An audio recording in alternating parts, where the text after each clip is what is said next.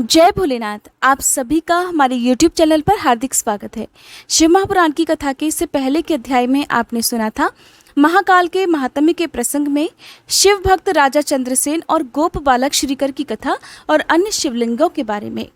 आपको मैं बता दूं कि जो भी भक्त सावन के महीने से इन कथाओं को सुन रहे हैं उनके लिए 50वां एपिसोड है, और जिन्होंने भादों के महीने से सुनना प्रारंभ किया है उनके लिए 20वां अध्याय ही होगा। लेकिन फिर भी मेरा आपसे अनुरोध है कि आप सावन महीने से सुनाए जाने वाले पहले दिन के अध्याय से इन कथाओं को जरूर सुनिएगा, तभी आपको शिव महापुराण पूरा समझ में आएगा। आज आप सुनेंगे विंध्य की तपस्या, ओंकार में परमेश्वर लिंग के प्रादुर्भाव और उसकी महिमा का वर्णन, केदारेश्वर और भीमशंकर नामक ज्योतिर्लिंगों के आविर्भाव की कथा और विश्वेश्वर ज्योतिर्लिंग और उनकी महिमा के प्रसंग में पंचक्रोशी की महत्ता का प्रतिपादन। अगर आपने इन कथाओं को पहले कभी नहीं सुना है तो आपसे अनुरोध है कि धैर्य के साथ आज इस वीडियो को लास्ट तक आप जरूर देखिएगा, क्योंकि बीच में कहीं कहीं पर आपको हो सकता है कि ये कथाएं समझ में ना आती हो। अगर ऐसा है तो आप वीडियो को थोड़ा सा स्किप करके भी देख सकते हैं, क्योंकि इन कथाओं में कहीं भी ऐसा नहीं है जो आपको समझ में ना आए। फिर भी आपसे अनुरोध यही करूंगी कि आप वीडियो के लास्ट में जो भी पार्ट होता है वो जरूर सुनिएगा, क्योंकि बहुत ही रोचक पार्ट होता है। और जैसे कि यूट्यूब के सर्वे से दिखाता है कि आप में से अधिकतर लोग कथा को बीच में से ही अधूरा छोड़ देते हैं। प्लीज़ आप ऐसा ना किया करें। अब रसपान कीजिए आज की कथा का। ऋषियों ने कहा, हे महाभाग सूत जी, आपने अपने भक्त की रक्षा करने वाले महाकाल नामक शिवलिंग की बड़ी अद्भुत कथा सुनाई है। अब कृपा करके चौथे शिवलिंग का परिचय भी दीजिए। ओंकार तीर्थ में सर्वपातकहारी परमेश्वर का जो ज्योतिर्लिंग है उसके आविर्भाव की कथा भी सुनाइए। तब सूत जी महाराज बोले, हे महर्षियों, ओंकार तीर्थ में परमेश संज्ञक ज्योतिर्लिंग जिस प्रकार प्रकट हुआ है वह बतलाता हूँ, प्रेम से सुनो।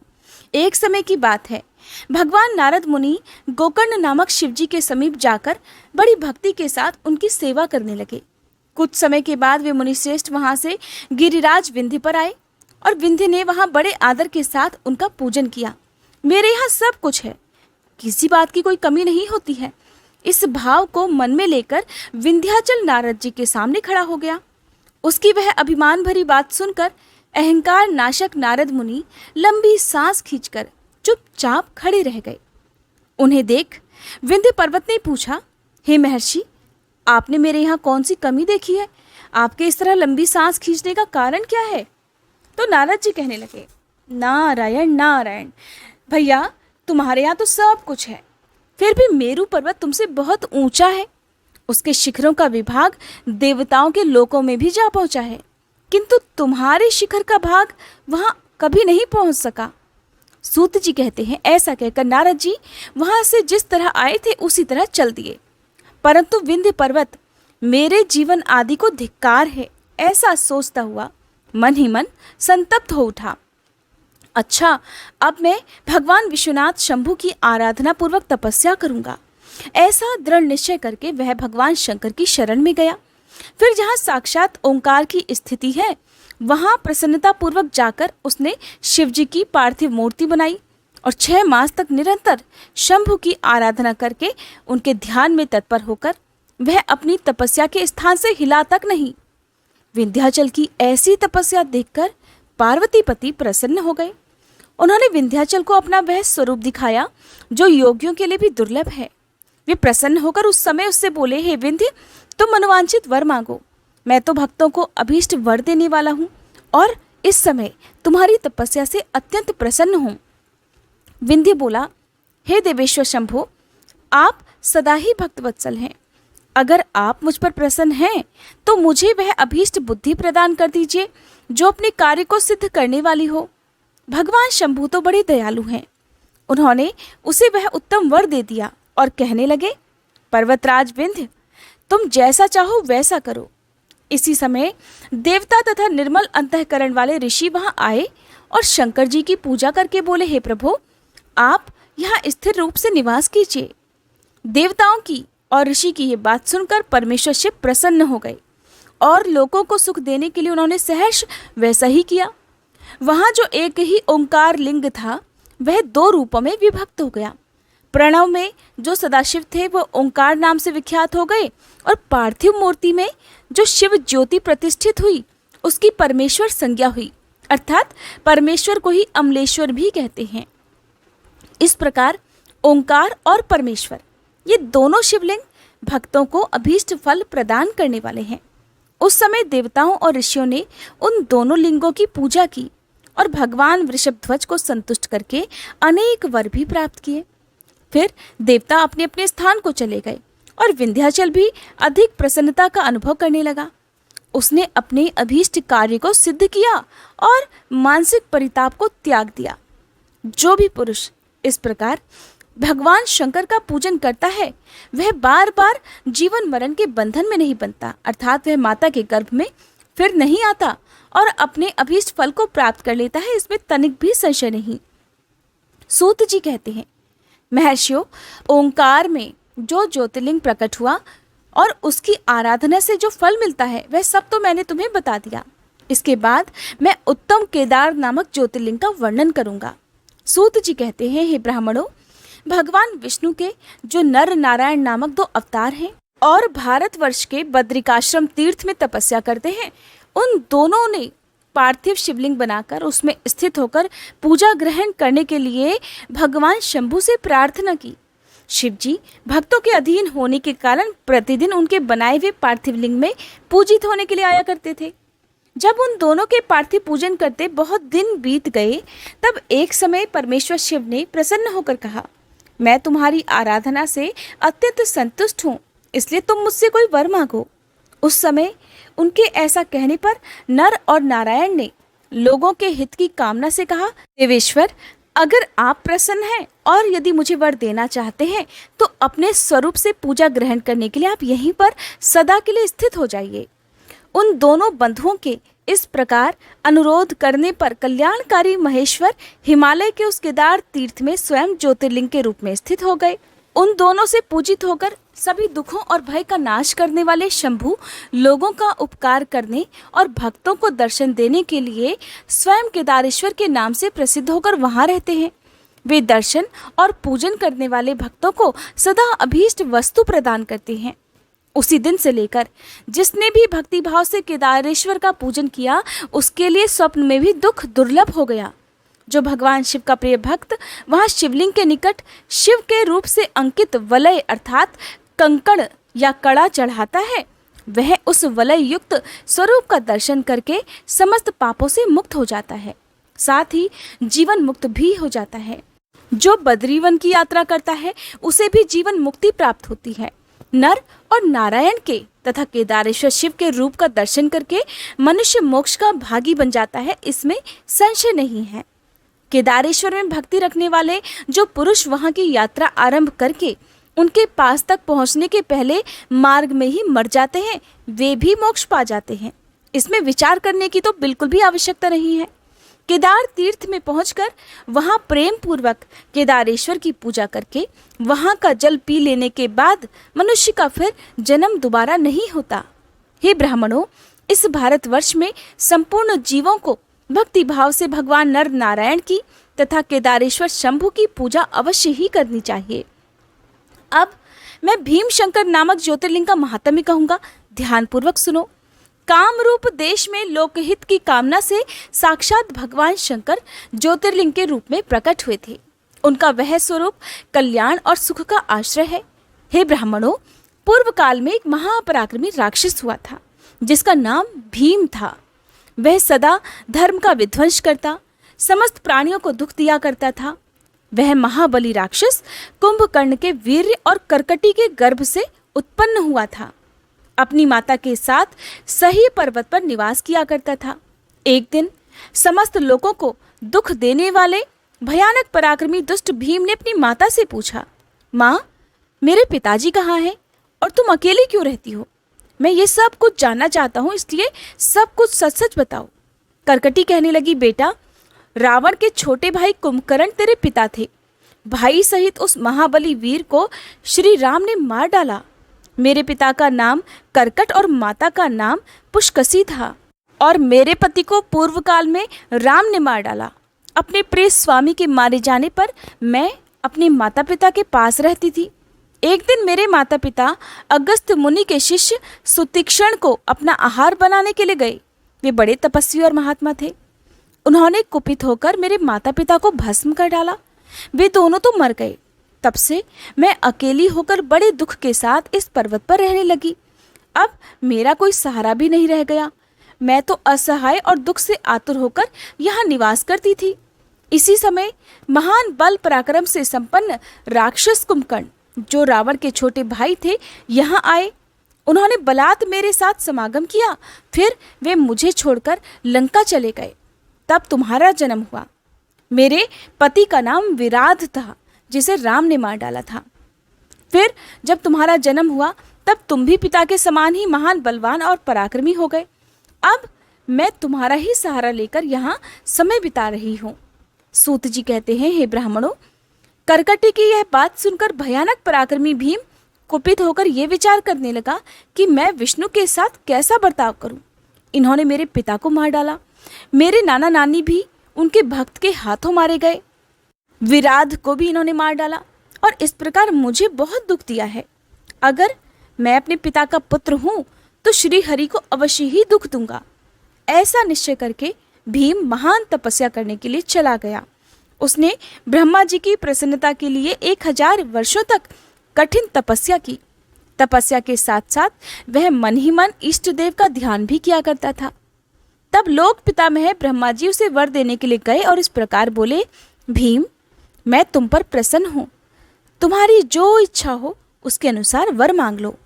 भीम बोला, देवेश्वर, हे कमलासन, अगर आप प्रसन्न हैं और मुझे वर देना ही चाहते हैं तो आज मुझे ऐसा बल दीजिए जिसकी कहीं कोई तुलना ना हो सके।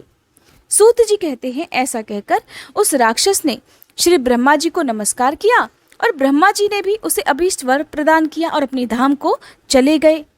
ब्रह्मा जी से अत्यंत बल पाकर उधर वह राक्षस अपने घर आया। अपनी माता को प्रणाम करके बड़ी शीघ्रता से, बड़े गर्व से बोला, माँ, अब तुम मेरा बल देखो। मैं इंद्र आदि देवताओं और उनकी सहायता करने वाले श्री हरि का संहार कर डालूंगा। ऐसा कहकर भयानक पराक्रमी भीम ने पहले इंद्र आदि देवताओं को जीता और उन सभी को अपने अपने स्थान से बाहर निकाल दिया। फिर देवताओं की प्रार्थना से उनका पक्ष लेने वाले श्री हरि को भी उसने युद्ध में हरा दिया। फिर प्रसन्नतापूर्वक पृथ्वी को जीतना प्रारंभ किया। सबसे पहले वह कामरूप देश के राजा सुदक्षिण को जीतने के लिए गया। वहां राजा के साथ उसका भयंकर युद्ध हुआ। दुष्ट असुर भीम ने ब्रह्मा जी के दिए हुए वर के प्रभाव से शिव जी के आश्रित रहने वाले महावीर महाराज सुदक्षिण को परास्त कर दिया और सभी सामग्रियों सहित उनका राज्य और सर्वस्व अपने अधिकार में कर लिया। भगवान शिव के प्रिय भक्त, धर्म प्रेमी, परम धर्मात्मा राजा को भी उसने कैद कर लिया और उनके पैरों में बेड़ी डालकर उन्हें एकांत स्थान में बंद कर दिया। वहां उन्होंने भगवान की प्रीति के लिए शिव जी की उत्तम पार्थिव मूर्ति बनाकर उन्हीं का भजन पूजन आरंभ कर दिया। उन्होंने बारंबार गंगा जी की स्तुति की और मानसिक स्नान आदि करके पार्थिव पूजन की विधि से शंकर जी की पूजा संपन्न की। यहाँ पर एक बात बहुत ध्यान देने योग्य है। आपने एक शब्द सुना, मानसिक स्नान। कई बार ऐसी स्थिति हो जाती है कि पूजा पाठ प्रारंभ करने से पहले या व्रत करने से पहले कोई भी ऐसा व्यक्ति जो स्नान करने की भी स्थिति में ना हो, तो वो मानसिक स्नान करके भी सच्चे मन से अपने इष्ट देवी देवता को प्रसन्न कर सकता है, उनका ध्यान कर सकता है, उनकी पूजा पाठ या उपवास भी कर सकता है।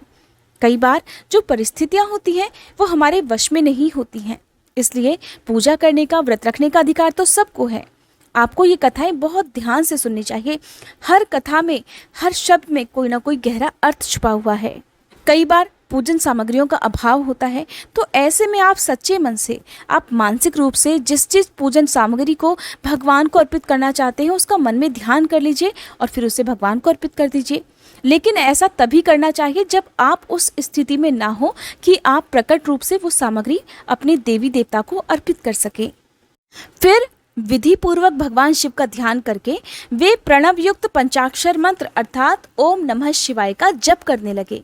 अब उन्हें दूसरा कोई काम करने के लिए अवकाश नहीं मिलता था। उन दिनों उनकी साध्वी पत्नी राजवल्लभा दक्षिणा प्रेम पूर्वक पार्थिव पूजन किया करती थीं। वे दंपति अनन्य भाव से भक्तों का कल्याण करने वाले भगवान शंकर का भजन करते और हर दिन उन्हीं की आराधना में लीन रहा करते। इधर वह राक्षस वर के अभिमान से मोहित होकर यज्ञ कर्म आदि सभी धर्मों का लोप करने लगा और सबसे कहने लगा, तुम लोग सब कुछ मुझे ही दो, मुझे ही देवी देवता समझो। महर्षियों, दुरात्मा राक्षसों की बहुत बड़ी सेना साथ लेकर उसने सारी पृथ्वी को अपने वश में कर लिया। वह वेदों, शास्त्रों, स्मृतियों और पुराणों में बताए हुए धर्म का लोप करके शक्तिशाली होने के कारण सबका स्वयं ही उपभोग करने लगा। तब सब देवता और ऋषि अत्यंत पीड़ित होकर महाकोशी के तट पर गए, शिव जी की आराधना और स्तवन करने लगे। उनके इस प्रकार स्तुति करने पर भगवान शिव अत्यंत प्रसन्न होकर देवताओं से बोले, हे देवगण तथा महर्षियों, मैं प्रसन्न हूँ, वर मांगो, तुम्हारा कौन सा कार्य सिद्ध करूं? तब देवतागण कहने लगे, देवेश्वर, आप तो अंतर्यामी हैं, इसलिए सबके मन की बातें तो आप जानते ही हैं, आपसे तो कुछ भी छुपा नहीं है। हे प्रभु, हे महेश्वर, कुंभकर्ण से उत्पन्न करकटी का बलवान पुत्र राक्षस भीम ब्रह्मा जी के दिए हुए वर से शक्तिशाली होकर देवताओं को निरंतर पीड़ा दे रहा है, इसलिए आप इस दुखदाई राक्षस का नाश कर दीजिए, हम पर कृपा कीजिए और तनिक भी देर मत कीजिए। तब शंभु ने कहा, हे देवताओं, कामरूप देश के राजा सुदक्षिण मेरे श्रेष्ठ भक्त हैं, उनसे मेरा एक संदेश जाकर कह दो, फिर तुम्हारा सभी कार्य शीघ्र ही पूर्ण हो जाएगा। उनसे कहना, कामरूप देश के अधिपति महाराज सुदक्षिण, हे प्रभु, तुम मेरे विशेष भक्त हो, इसलिए प्रेम पूर्वक मेरा भजन करो। दुष्ट राक्षस भीम ब्रह्मा जी का वर पाकर प्रबल हो गया है, इसलिए उसने तुम्हारा तिरस्कार किया है, परंतु अब मैं उस दुष्ट को मार डालूंगा, इसमें संदेह नहीं है। सूत जी कहते हैं, हे ब्राह्मणों, तब उन सभी देवताओं ने प्रसन्नता पूर्वक वहां जाकर उन महाराज से शंभु की कही हुई सारी बातें कह सुना दी। उनसे वह संदेश कहकर देवताओं और महर्षियों को बड़ा आनंद हुआ। वे सब के सब शीघ्र ही अपने अपने आश्रम को चले गए। इधर भगवान शिव भी अपने गणों के साथ लोकहित की कामना से अपने भक्त की रक्षा करने के लिए सादर उसके निकट गए और गुप्त रूप से वहीं ठहर गए। इस समय कामरूप नरेश ने पार्थिव शिव के सामने गहन ध्यान करना प्रारंभ कर दिया। इतने में ही किसी ने राक्षस से जाकर कह दिया कि राजा तुम्हारे नाश के लिए कोई पुरस्चरण कर रहे हैं। ये समाचार सुनते ही वह राक्षस क्रोधित हो उठा और उन्हें मार डालने की इच्छा से नंगी तलवार हाथ में लिए राजा के पास गया। वहां पार्थिव आदि जो भी सामग्री स्थित थी उसे देखकर और उसके प्रयोजन और स्वरूप को समझकर राक्षस ने यही माना कि ये राजा मेरे लिए कुछ कर रहा है, इसलिए सब सामग्रियों सहित इस नरेश को मैं बलपूर्वक अभिनष्ट कर देता हूँ। ऐसा मन में विचार कर उस महाक्रोधी राक्षस ने राजा को बहुत डांटा और पूछा, क्या कर रहे हो? राजा ने भगवान शंकर पर रक्षा का सारा भार सौंपकर कहा, मैं चराचर जगत के स्वामी भगवान शिव का पूजन कर रहा हूँ। तब राक्षस भीम ने भगवान शंकर के प्रति बहुत तिरस्कार युक्त दुर्वचन कहकर राजा को धमकाया और भगवान शंकर के पार्थिव लिंग पर तलवार चला दी। वह तलवार उस पार्थिव लिंग का स्पर्श भी नहीं करने पाई कि उससे साक्षात भगवान हर वहां प्रकट हो गए और बोले, देखो, मैं भीमेश्वर हूँ और अपने भक्त की रक्षा करने के लिए यहाँ प्रकट हुआ हूँ। मेरा पहले से ही ये व्रत है कि मैं सदा अपने भक्तों की रक्षा करूं, इसलिए भक्तों को सुख देने वाले मेरे बल की ओर दृष्टिपात तो करो। ऐसा कहकर भगवान शिव ने पिनाक से उसकी तलवार को 2 टुकड़ों में बांट दिया। तब उस राक्षस ने फिर अपना त्रिशूल चलाया, परंतु शंभु ने उस दुष्ट के त्रिशूल को भी सैकड़ों टुकड़ों में बांट डाला। फिर शंकर जी के साथ उसका घोर युद्ध हुआ, जिससे सारा जगत शुद्ध हो उठा। तब नारद जी ने आकर भगवान शंकर से प्रार्थना की, लोगों को भ्रम में डालने वाले हे महेश्वर, हे मेरे नाथ, आप क्षमा कीजिए, क्षमा कीजिए। तिनके को काटने के लिए भला कुल्हाड़ा चलाने की क्या आवश्यकता है? हे प्रभु, शीघ्र ही इसका संहार कर डालिए। देवर्षि नारद के इस प्रकार प्रार्थना करने पर भगवान शंभु ने केवल हुंकार मात्र से ही उस समय समस्त राक्षसों को भस्म कर डाला। मुने, सभी देवताओं के देखते ही देखते शिव जी ने उन सारे राक्षसों को दग्ध कर दिया। फिर भगवान शंकर की कृपा से इंद्र आदि सभी देवताओं और मुनीश्वरों को शांति मिली। वह संपूर्ण जगत स्वस्थ हो गया। उस समय देवताओं और विशेषतः मुनियों ने भगवान शंकर से प्रार्थना की कि हे प्रभु, अब आप यहाँ लोगों को सुख देने के लिए सदा ही निवास कीजिए। ये देश तो निंदित माना गया है, यहाँ आने वाले लोगों को प्रायः दुख ही प्राप्त होता है, परंतु आपका दर्शन करने से यहाँ सभी का कल्याण होगा। आप भीम शंकर के नाम से विख्यात होंगे और सबके संपूर्ण मनोरथों की सिद्धि भी करेंगे। आपका ये ज्योतिर्लिंग सदा पूजनीय और समस्त आपत्तियों का निवारण करने वाला होगा। सूत जी कहते हैं, हे ब्राह्मणों, उनके इस प्रकार प्रार्थना करने पर लोकहितकारी और भक्त वत्सल परम स्वतंत्र शिव प्रसन्नता पूर्वक वहीं स्थित हो गए। अब जानिए विश्वेश्वर ज्योतिर्लिंग और उनकी महिमा के प्रसंग में पंचक्रोशी की महत्ता का वर्णन। हो सकता है आपने ये शब्द पहली बार सुना हो, तो ध्यान पूर्वक सुनिएगा। सूत जी कहते हैं, हे मुनिवरों, अब मैं काशी के विश्वेश्वर नामक ज्योतिर्लिंग का महात्म्य बताऊंगा, जो महापातकों का भी नाश करने वाला है। तुम लोग सुनो। इस भूतल पर जो कोई भी वस्तु दृष्टि गोचर होती है अर्थात दिखाई देती है, वह सच्चिदानंद स्वरूप, निर्विकार और सनातन ब्रह्म रूप है। अपने कैवल्य भाव में ही रमने वाले उन अद्वितीय परमात्मा में कभी एक से दो हो जाने की इच्छा जागृत हुई, फिर वे ही परमात्मा सगुण रूप में प्रकट होकर शिव कहलाए। वे शिव ही पुरुष और स्त्री दो रूपों में प्रकट हो गए। उनमें जो पुरुष था उसका नाम शिव हुआ और जो स्त्री हुई उसे शक्ति कहते हैं। उन चिदानंद स्वरूप शिव और शक्ति ने स्वयं अदृष्ट रहकर स्वभाव से ही दो चेतनों अर्थात प्रकृति और पुरुष की सृष्टि की। मुनिवरों, उन दोनों माता पिताओं को उस समय सामने ना देखकर वे दोनों प्रकृति और पुरुष महान संशय में पड़ गए। उस समय निर्गुण परमात्मा से एक आकाशवाणी प्रकट हुई। आकाशवाणी ने कहा, तुम दोनों को तपस्या करनी चाहिए, फिर तुमसे परम उत्तम सृष्टि का विस्तार संभव होगा। तब वे प्रकृति और पुरुष बोले, हे प्रभु, हे शिव, तपस्या के लिए तो कोई स्थान है नहीं, फिर हम दोनों इस समय कहाँ स्थित होकर आपकी आज्ञा के अनुसार तपस्या करें। तब निर्गुण शिव ने तेज के सारभूत 5 कोस लंबे चौड़े शुभ और सुंदर नगर का निर्माण किया, जो उनका अपना ही स्वरूप था। वह सभी आवश्यक उपकरणों से युक्त था। उस नगर का निर्माण करके उन्होंने उसे उन दोनों के लिए भेज दिया। वह नगर आकाश में पुरुष के समीप जाकर स्थित हो गया। तब पुरुष श्री हरि ने उस नगर में स्थित होकर सृष्टि की कामना से शिव जी का ध्यान करते हुए बहुत वर्षों तक कठिन तप किया। उस समय परिश्रम के कारण उनके शरीर से श्वेत जल की अनेक धाराएं प्रकट हो गई, जिससे सारा शून्य आकाश व्याप्त हो गया। वहां दूसरा कुछ भी दिखाई नहीं देता था। उसे देखकर भगवान विष्णु मन ही मन बोल उठे, ये कैसी अद्भुत वस्तु दिखाई देती है।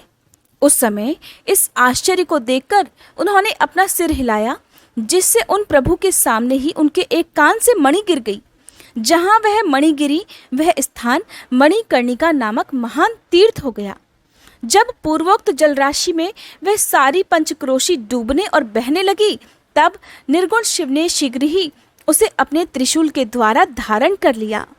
फिर श्री हरि अपनी पत्नी प्रकृति के साथ वहीं सोए। तब उनकी नाभि से कमल प्रकट हुआ और उस कमल से ब्रह्मा जी उत्पन्न हुए। उनकी उत्पत्ति में भी शंकर जी का आदेश ही कारण था। फिर उन्होंने शिव जी की आज्ञा पाकर अद्भुत सृष्टि आरंभ कर दी। ब्रह्मा जी ने ब्रह्मांड में 14 भुवन बनाए। ब्रह्मांड का विस्तार महर्षियों ने 50 करोड़ योजन का बताया है। फिर भगवान शिव ने ये सोचा कि ब्रह्मांड के भीतर कर्म पाश से बंधे हुए प्राणी मुझे कैसे प्राप्त कर सकेंगे। ये सोचकर उन्होंने मुक्तिदायिनी पंचक्रोशी को इस जगत में छोड़ दिया। ये पंचक्रोशी काशी लोक में कल्याणदायिनी, कर्म बंधन का नाश करने वाली, ज्ञान दात्री और मोक्ष को प्रकाशित करने वाली मानी गई है। इसलिए मुझे परम प्रिय है और यहाँ स्वयं परमात्मा ने अविमुक्त लिंग की स्थापना की है। अतः मेरे अंशभूत हरे, तुम्हें कभी भी इस क्षेत्र का त्याग नहीं करना चाहिए। ऐसा कहकर भगवान हर ने काशीपुरी को स्वयं अपने त्रिशूल से उतारकर मर्त्यलोक के जगत में छोड़ दिया। ब्रह्मा जी का एक दिन पूरा होने पर जब सारे जगत का प्रलय हो जाता है, तब भी निश्चय ही इस काशीपुरी का नाश नहीं होता। उस समय भगवान शिव इसे त्रिशूल पर धारण कर लेते हैं और जब ब्रह्मा जी द्वारा पुनः नई सृष्टि की जाती है, तब इसे फिर वे इस भूतल पर स्थापित कर देते हैं। कर्मों का कर्षण करने से ही इस पुरी को काशी कहते हैं। काशी में अविमुक्तेश्वर लिंग सदा विराजमान रहता है। वह महापात की पुरुषों को मोक्ष भी प्रदान करता है। मुनीश्वरों, अन्य मोक्षदायक धामों में सारूप्य आदि मुक्ति प्राप्त होती है। केवल इस काशी में ही जीवों को सायुज्य नामक सर्वोत्तम मुक्ति सुलभ हो जाती है, जिनकी कहीं भी कोई गति नहीं है। उनके लिए वाराणसी ही पूरी गति मानी जाती है। महापुण्यमयी पंचक्रोशी करोड़ों हत्याओं का विनाश करने वाली है। यहाँ समस्त अमरगण भी मरने की इच्छा रखते हैं, फिर दूसरों की तो भला बात ही क्या है। ये शंकर जी की प्रिय नगरी काशी सदा भोग और मोक्ष प्रदान करने वाली है। कैलाशपति जो भीतर से सत्वगुणी और बाहर से तमोगुणी कहे गए हैं, कालाग्नि रुद्र के नाम से विख्यात हैं। वे निर्गुण होते हुए भी सगुण रूप में प्रकट हुए शिव ही हैं। उन्होंने बारंबार प्रणाम करके निर्गुण शिव से इस प्रकार कहा, हे विश्वनाथ महेश्वर, मैं आपका ही हूँ, इसमें कोई संशय नहीं। हे महादेव, मुझ पर कृपा कीजिए। जगतपते, लोकहित की कामना से आपको सदा यहीं पर रहना चाहिए। हे जगन्नाथ, मैं आपसे प्रार्थना करता हूँ, आप यहीं रहकर जीवों का उद्धार कीजिए। सूत जी कहते हैं, फिर इस प्रकार मन और इंद्रियों को वश में रखने वाले अविमुक्त ने भी शंकर जी से बारंबार प्रार्थना करके नेत्रों से आंसू बहाते हुए बड़ी प्रसन्नता के साथ उनसे कहा, काल रूपी रोग के सुंदर औषध देवाधिदेव महादेव, आप वास्तव में तीनों लोकों के स्वामी और ब्रह्मा और विष्णु आदि के द्वारा भी सेवनीय हैं। हे देव, काशीपुरी को आप अपनी राजधानी स्वीकार कर लीजिए। मैं अचिंत्य सुख की प्राप्ति के लिए यहाँ सदा आपका ध्यान लगाए स्थिर भाव से बैठा रहूँगा। आप ही मुक्ति देने वाले और संपूर्ण कामनाओं के पूरक हैं, दूसरा कोई नहीं। इसलिए आप परोपकार के लिए उमा सहित सदा यहाँ विराजमान हो जाइए। हे सदाशिव, आप समस्त जीवों को संसार सागर से पार करें। हे हर, मैं बारंबार प्रार्थना करता हूँ कि आप अपने भक्तों का कार्य सिद्ध कीजिए। सूत जी कहते हैं, हे ब्राह्मणों, जब विश्वनाथ ने भगवान शंकर से इस प्रकार प्रार्थना की, तब सर्वेश्वर शिव समस्त लोकों का उपकार करने के लिए वहाँ विराजमान हो गए। जिस दिन से भगवान शिव काशी में आ गए, उसी दिन से काशी सर्वश्रेष्ठ पुरी हो गई। जय भोलेनाथ। आज का अध्याय समाप्त हुआ। इसके अगले अध्याय में आप वाराणसी तथा विश्वेश्वर का महात्म्य, त्र्यंबक ज्योतिर्लिंग और इसके अलावा अन्य बहुत सारी कथाएं सुनने वाले हैं। बहुत सारे श्रोतागण हैं जो हमारे चैनल को बहुत सारा प्यार देते हैं। दोनों ही पुराणों की कथाएं हमारे चैनल पर सुनते हैं, जिनका नाम आपको भागवत कथा अध्याय 20 की वीडियो के लास्ट में सुनने को मिल जाएगा।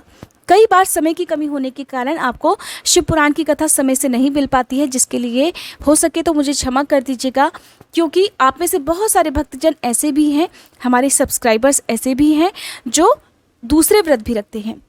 क्योंकि जब कोई व्रत होता है तो उसकी जो कथा सुनी जाती है या कोई भी तिथि और शुभ मुहूर्त, उसकी जानकारी लोगों को सुबह के समय ही चाहिए होती है। यही कारण है कि मैं आपको कई बार अक्सर शिव महापुराण की कथाएं या फिर भागवत कथाएं सुबह के समय नहीं सुना पाती हूँ।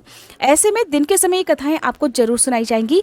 बस कभी कभी कुछ व्रत ऐसे होते हैं, उन दिनों आप थोड़ा सा सहयोग कर दिया करें। बस आप हमारी वीडियो का इंतजार कर लिया करें और जब भी वीडियो अपलोड हो आप देख लिया करें।